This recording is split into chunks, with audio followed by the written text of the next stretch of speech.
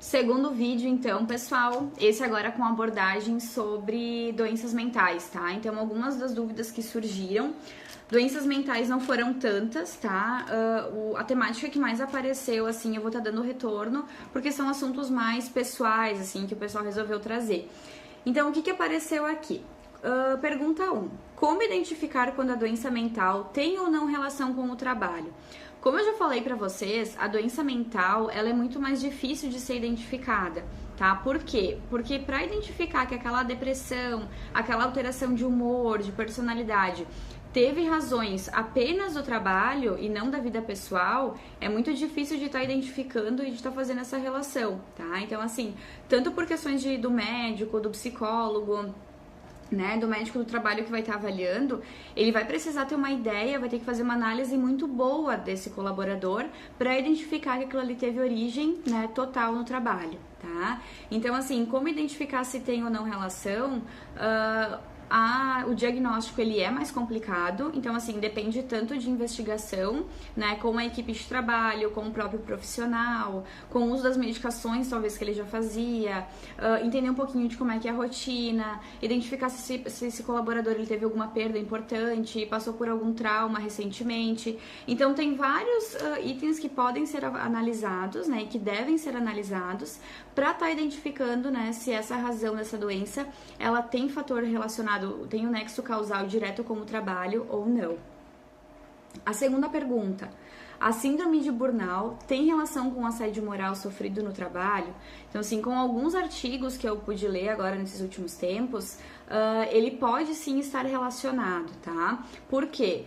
Com o assédio moral, né, com o profissional, então, que sofre tipo de repressão, o profissional, talvez o colega ou até mesmo, né, o seu superior, ele também pode estar sofrendo algum tipo de pressão, né, de ser humilhado na frente dos outros, a questão do cansaço, da pressão, de não conseguir dar conta da demanda que tem de serviço, né, em função dessa cobrança muito exaustiva, ela pode chegar a um ponto, né, da pessoa estar assim no limite dela e então estar desenvolvendo a síndrome de burnout, que vai ser esse cansaço exaustivo, né, essa exaustão complexa e que impede muitas vezes o trabalhador de continuar no ambiente que ele tá trabalhando. Como classificar a depressão em relação ao trabalho? A depressão, pessoal, ela possui vários estágios, tá? Não é porque uma pessoa tem depressão e a outra que as duas vão estar no mesmo nível, na mesma maneira, tá? Os sintomas que elas vão estar apresentando, dependendo se uma já tá fazendo uso de alguma medicação ou não, já tá fazendo alguma atuação com algum tipo de médico, de psiquiatra, de psicólogo. Então, tudo isso pode estar tendo alguma influência até para melhora já do diagnóstico dessa pessoa. Então, como classificar é aquilo que fecha muito a pergunta 1, né? Vendo a relação realmente, se a pessoa, né, avaliar como é que estava o histórico daquele profissional, se teve alguma evolução, se teve alguma causa, talvez recorrente direto com o trabalho, para daí sim poder identificar se ela é de causa do trabalho, essa depressão ou não. Quais as possíveis causas para um transtorno mental? Quando a gente fala de transtorno mental, nós vamos ter alguns aspectos que a gente pode estar avaliando, tá? Então, assim, ou alguma alteração mental, alguma alteração de humor, ou de raciocínio ou de comportamento.